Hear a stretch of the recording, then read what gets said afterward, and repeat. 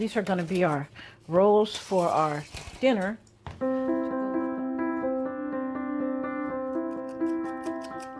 The country has to really sit down and begin to really talk about racism. The last time Wanda Johnson cooked for her son was 11 years ago. It was her birthday. A few hours later, her son, Oscar, was shot in the back and killed by a BART police officer. He was going to drive to San Francisco, him and his friends. And I said, no, you're not going to drive. He says, yes, I am, Mom. I said, no, you're not. You're going to take BART because that's going to be the safest place for you. You specifically told him to take BART Absolutely, because you thought it would be safe. The safest place for him to do is take BART.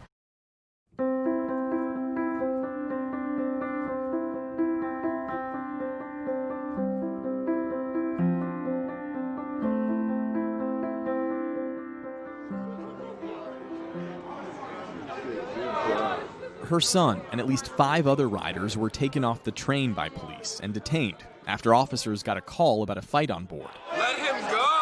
Grant was face down, his hands behind him, when a BART officer shot him in the back. That cop later testified he thought he was firing his taser, not his gun. Did you believe that? I didn't believe it. Not at all. If it was an accident, immediately. If I do something wrong, oh my gosh, I'm sorry, I'm sorry, but that didn't happen. Independent investigators hired by BART reviewed surveillance and cell phone videos of the shooting and determined the officer was intending to pull his firearm and not his taser. Adding the officer can be seen looking back at his hand on the gun holster to watch the gun come out. He did not deserve to die. He deserved to live. We came together as a community to say no more! In many ways, the racial reckoning and demand for police reform that is now sweeping the country first started banging on BART's doors more than a decade ago, after the death of Oscar Grant. Since then, BART has implemented what it describes as one of the strongest police oversight models in the country. There's now an Office of an Independent Police Auditor and an 11-member citizen review board that monitors police practices and investigates allegations of wrongdoing. We reviewed BART police records showing disciplinary action taken against officers over the past 5.5 years. We found more than 300 confirmed cases of officer misconduct since 2015. 7 of those involved excessive force. Officers were also disciplined for violating the proper use of the taser, sleeping on duty, and operating a vehicle while intoxicated. One officer was cited for using excessive force and then improperly reporting the force. Another officer was supposed to review that use of force, but didn't.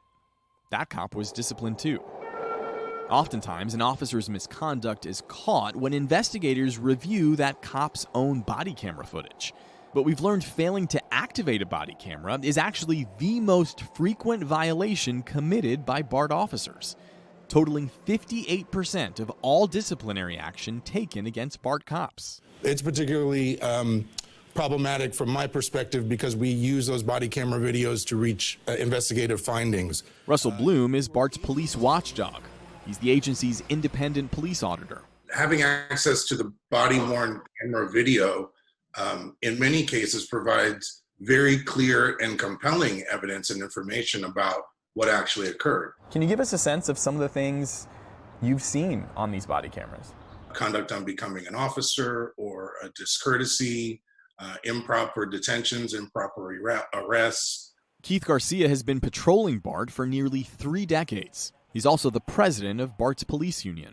The department started requiring the use of body cameras 7 years ago. So why is it that some officers still aren't managing to get it right?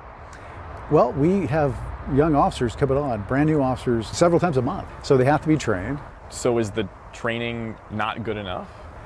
No, the training is good. I'm one of the trainers. I know. We sit there, we tell them exactly when they have to turn it on. But there is some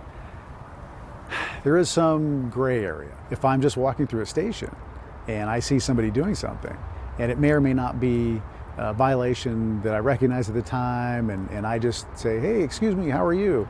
And I just make a consensual contact, but then it escalates into something else. And I didn't turn on my camera prior to that, then I may get a reprimand for not having it on in time. BART recently decided to increase the automatic buffer on the body cameras, so that now when an officer starts recording, the cameras also include audio and video of whatever happened 1 minute prior. It may serve to show that the officer did not engage in the conduct that was alleged, and in other cases, it certainly shows that officers did engage in the alleged conduct. There is still the issue of officer training. BART cops are required to undergo at least 24 hours of new training every year.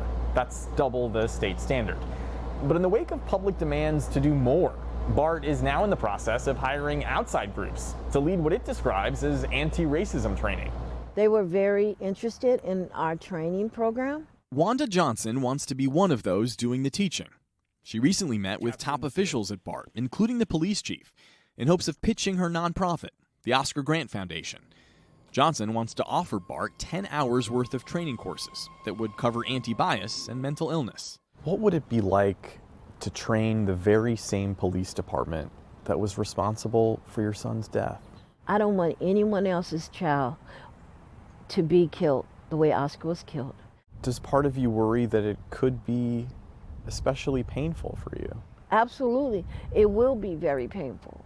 I know that it will be, but it's something that has to be done.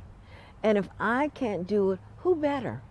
I watched my son killed unjustly. And so who better than me that could go in there and work with them and train them and cause them to think before they pull the trigger, that because that bullet, once it's out of its chambers, can't come back.